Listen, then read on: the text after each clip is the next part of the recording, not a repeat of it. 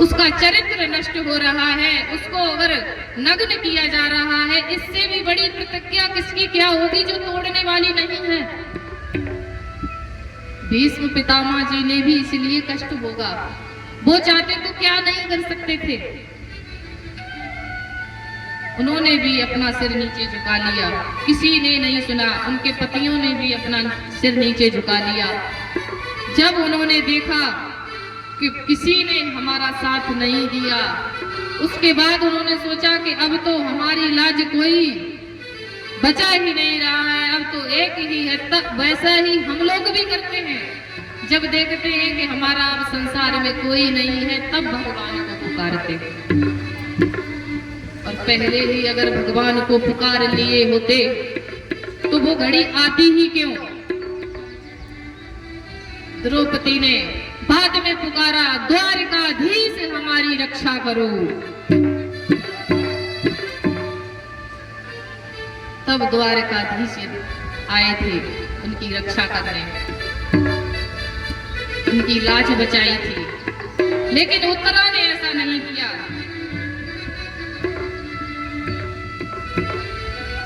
उत्तरा ने सीधे ही, जैसे ही उसके गर्भ में जलन हुई, पीड़ा हुई, उस समय भगवान द्वारिकापुरी के लिए निकल ही रहे थे।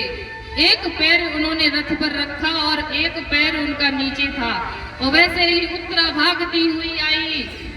पाहि पाहि महायोगिन देव देव जगतपते, प्रभु त्राहि माम त्राहि माम त्राहि माम, हमारी रक्षा करो, हमें पीड़ा हो रही है, ऐसा लग रहा है कि हमारा गर्भ नष्ट हो रहा है।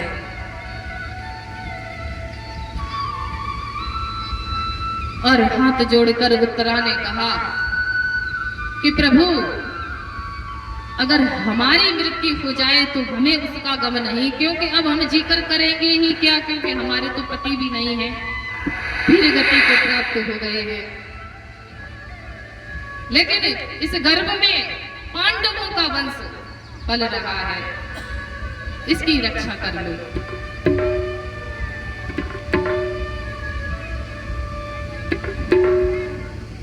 और उत्तरा ने भगवान से प्रार्थना की।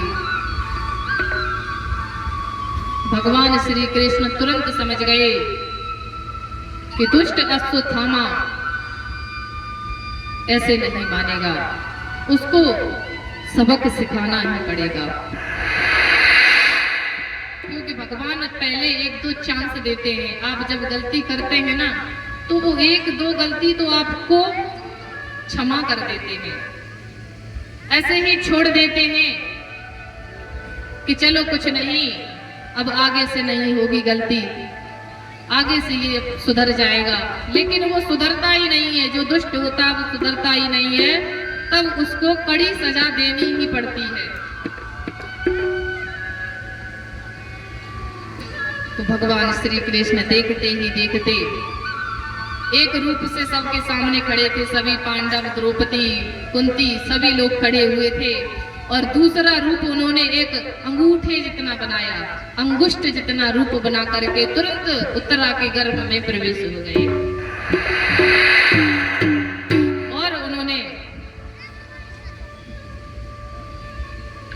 अंगुष्ठ जितना रूप बनाया और गदे से उन्होंने चक्र की भांति घुमाया और उस बालक की रक्षा की। उन्होंने चार भुजाधारी शंख चक्र धारण किए हुए, पीतांबर पहने, उस छोटे से बालक ने जो उत्तरा के गर्भ में पल रहा है, उसने मां के गर्भ में ही भगवान के दर्शन कर लिए।